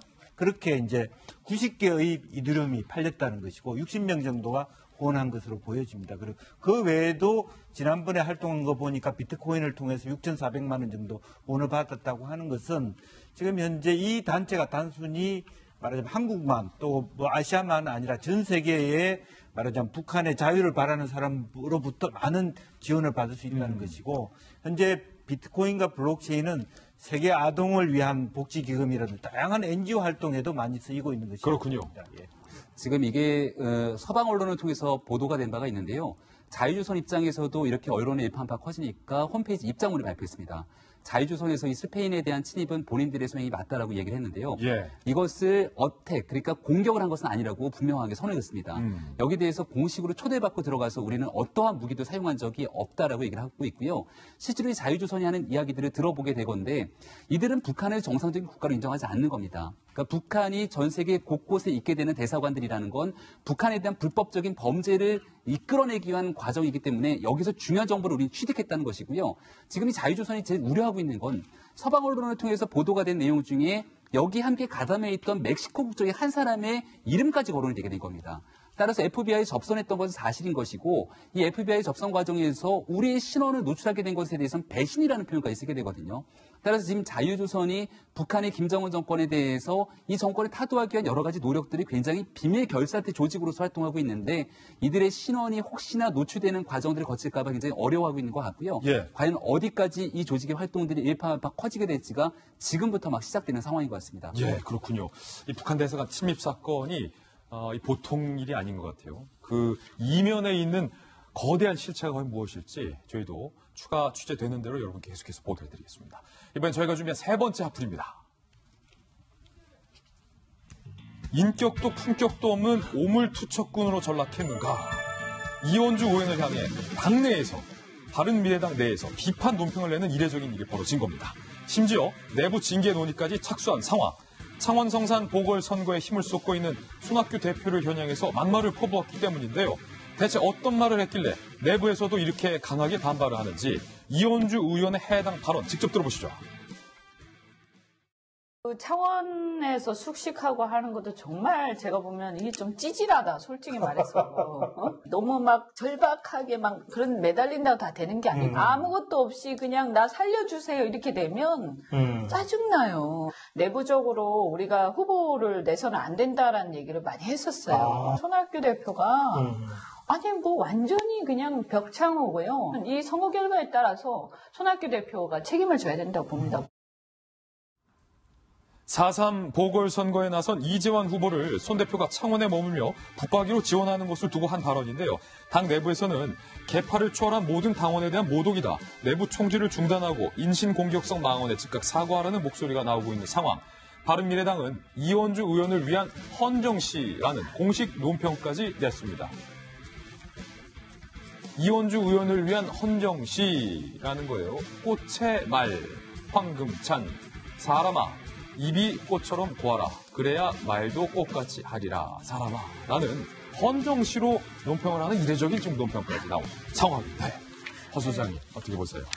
기본적으로 이제 유튜브를 하다 보면 흔들릴 겁니다. 기본 막말이라던가 남들에게 자극을 주는 말을 해야만 클릭 수가 올라가다 보니까 많은 분들이 어떻게 해야 될까? 그래서 저도 뭐 막말 한번 해보고 싶어서 노력을 해봤는데 잘 안 되더라고요. 예. 근데 저 영상을 보면서 제가 좀 느끼는 부분은 이현주 의원이 혹시 청문회에서 질의를 하는 의원으로 나서실 수 있나?라는 질문과 그리고 앞으로 장관을 하실 생각은 없으시구나라는 좀 생각이 들었습니다. 예. 왜냐하면 리더에 대한 태도 부분에서 그 말씀을 드리고 싶은 건데요. 우리끼리는 욕을 해도 사실은 외부에 드러나게 우리 사람을 욕하는 것은 기본적인 예의가 아니잖아요. 그렇기 때문에 만약 뭐 장관이나 윗분이 되셨을 때도 그 윗분에 대한 태도 또 그것을 지켜봤던 조직원들이 그 사람에 대해서 리더십을 느낄까라는 부분을 생각해 보면 조금 더 언사에 대해서 막말에 대해서는 주의가 필요한 것 같다라고 말씀드리고 싶습니다. 이현주 의원이 바른미래당에서 나와서 혹시 뭐 자유한국당으로 가려는 건 아니냐라는 일각의 관측도 나오고 있어요. 부산 영도라고 하는 김무성 의원의 지역구, 그러니까 김무성 의원이 차기 총선 불출마를 선언했기 때문에 이 정도 지역으로 가게 되면은 한국당 입장에서 당선하기 굉장히 용이한 것 아니냐라고는 전망이 있었는데요.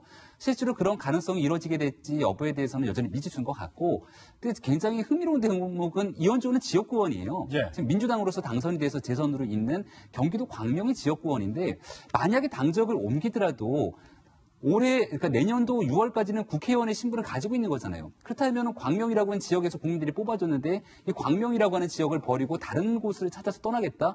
이것을 과연 유권자들이 어떻게 바라볼지가 저는 굉장히 궁금하고요. 당적을 옮기게 되는 것은 정치적인 입장에서의 본인의 자유라고 봅니다만은 당적과 지역구를 함께 옮기게 되는 건 저는 이 대한민국 정치 역사에서 참 찾아보기 어려운 일인 것 같은데 그런 결단을 과연 이현주 의원이 실행하려고 할 것인지 아주 만약 한국당 입장에서 그런 방식으로 이현주 의원을 받아들이게 되는 게 한국당에 도움이 될 것 인지에 대해서는 저는 잘 모르겠습니다. 이게 사실은 김영주 의원도 계시고 박정환 대변인도 두 분 계시지만 당에서 논평을 할 때 뭐 여러 가지 독특한 논평들이 많이 나오잖아요. 전 삼행시 논평도 한번 제가 직접 취재했을 때 본 거 있는데 지금 다시 한번 그 CG 한번 띄워주시면 헌정 시를 발표하신 거 두 분 혹시 보신 적 있어요? 김영주 의원? 저도 못 봤습니다. 예, 꽃의 말. 이런 부분에 대해서 헌정이라는 단어가 어울릴지. 헌정 아니다. 헌정은 좀 물론 그 품격 있게 하겠습니다만 이미 품격이 너무 낮아진 상태에서 정말 다른 표현보다 더 강한 표현이 역설적으로 될 수는 있겠죠. 그런데 이미 광명이라고 하는 부분은 사실은 어떻게 보면 손학규 대표의 핵심적인 지역인데 그런 면에서 몇 가지의 이야기를 한꺼번에 한 겁니다, 본인이. 예. 연주 의원이 그렇게 봐야 되겠죠. 헤어질 때 헤어지더라도 사실은 그 현재 속해 있는 소속의 리더에 대해서는 존경을 좀 하고 존중을 해줘야 되는데 저런 부분에 대해서는 좀 아쉽고요. 사실은 더 이상의 막말이나 저런 표현들이 안 나오게 빨리 좀 정리해줬으면 좋겠어요. 워낙 다른 길들과 다른 생각들을 갖고 있는 분들이 한 당에 있으니까 저런 일들이 생기지 않나 이런 생각이 좀 듭니다. 이번엔 네 번째 하프를 소개해드리겠습니다. 황당한 일이 펼쳐졌습니다. 독일로 향해야 할 비행기가 가라는 독일은 안 가고 영국 스코틀랜드에 착륙하는 황당한 일이 실제 벌어진 거예요. 지난 25일 오전 7시 반쯤 런던 시티 공항을 출발한 영국 항공기는 독일 뒤셀도르프에 도착할 예정이었는데요. 그런데 착륙 전 기내에서 이런 안내 방송이 흘러나옵니다. 에든버러에 오신 것을 환영합니다. 독일에도 에든버러가 있었나? 어찌나 황당했던지 승객들은 기장이 농담을 하는 줄로만 알았다라고 하는데요. 승객들이 항의를 하자 그러면 우리 승객 여러분들 중에서 독일 뒤셀도르프로 가고 싶은 사람들은 손을 들어주세요라고 조사를 했고 모든 승객이 손을 들자 비행기는 원래 비행 시간보다 3시간 40분이나 더 걸려서 다시 독일 뒤셀도르프로 날아갔다는 거예요. 그럼 여기서 궁금한 건 반대로 에든버러에 내리고 싶은 사람 손 들라고 물어봤다면 혹시라도 저 내릴래요라고 그런 손 드는 승객들이 있었을까요? 독일 항공에서 서류에 목적지를 잘못 기입해서 엉뚱한 곳으로 향한 듯 보이는데 정확한 사고 원인은 현재 조사 중이라고 합니다. 너무 웃기다 이거. 때론 잘못한 기차가 우리를 목적지까지 우리를 꿈꾸던 곳으로 데려다 주기도 한다라는 어느 문장이 떠오르는 순간이 아닐 수 없습니다. 야 이거 얼마나 황당했을까 최지훈 변호사님. 이런 것 같습니다.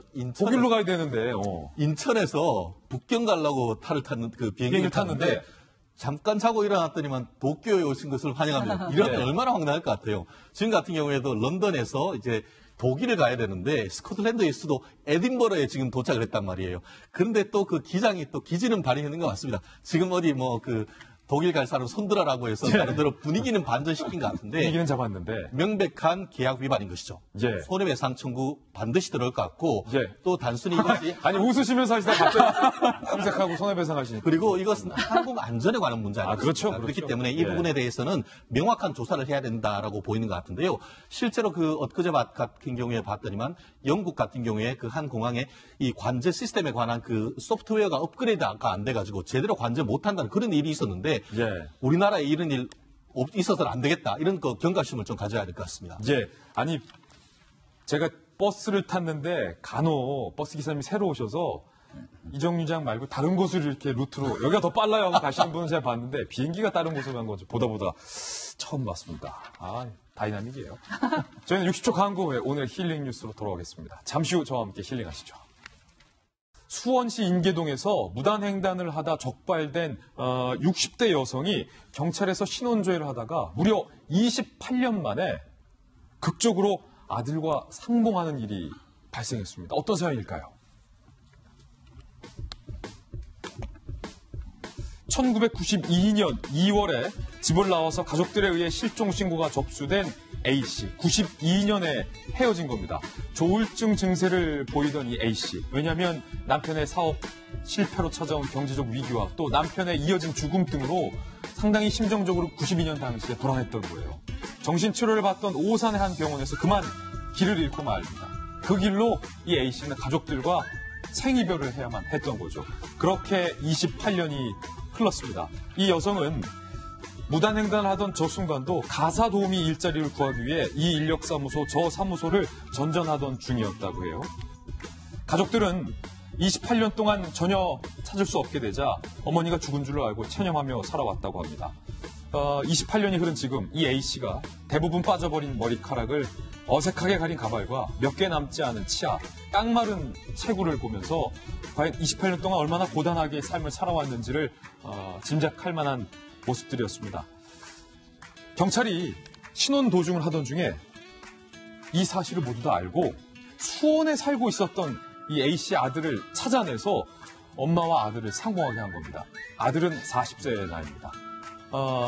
보이스피싱을 의심하던 아들이 저 수화기 너머로 들리는 28년 전 엄마의 목소리를 듣고서 한달음에 파출소로 찾아왔어요. 우리 엄마구나. 깜짝 놀랐다는 거예요. 울먹이면서 그동안 얼굴이 왜 이렇게 상했냐면서 서로를 껴안았다라고 합니다. 이 아들은 얼마 전 수원으로 주거지를 옮겼는데 지척에 어머니가 계신 줄도 모르고 돌아가신 줄로만 알았다며 어머니를 찾아서 보호해주고 만남까지 주선해준 경찰에게 감사를 드린다고 울먹이면서 얘기했다고 합니다. 역시 엄마와 아들, 엄마와 딸, 아빠와 딸, 부모와 자식의 끈은 이렇게 쉬이 끊어지지 않는 것 같다라는 생각을 다시 한번 했습니다. 이제라도 만났으니까 행복하게 모자간의 정을 나누면서 사시기를 저희들도 한번 응원해 보겠습니다. 오늘 저희가 준비한 소식 모두 다 전해드렸습니다. 저희는 내일 아침 9시 15분에 더욱더 풍성한 소식 들고 여러분께 인사드리겠습니다. 오늘 하루는 분명 어제보다 나을 겁니다. 좋은 하루 되십시오. 고맙습니다.